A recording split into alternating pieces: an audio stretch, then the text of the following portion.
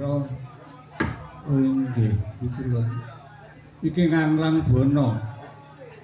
Sak antaning sak dhuwuring antareksa. Oh nggih, iki lho ngetakaken dawuh. Aja kesuwen iki lawan garwamu.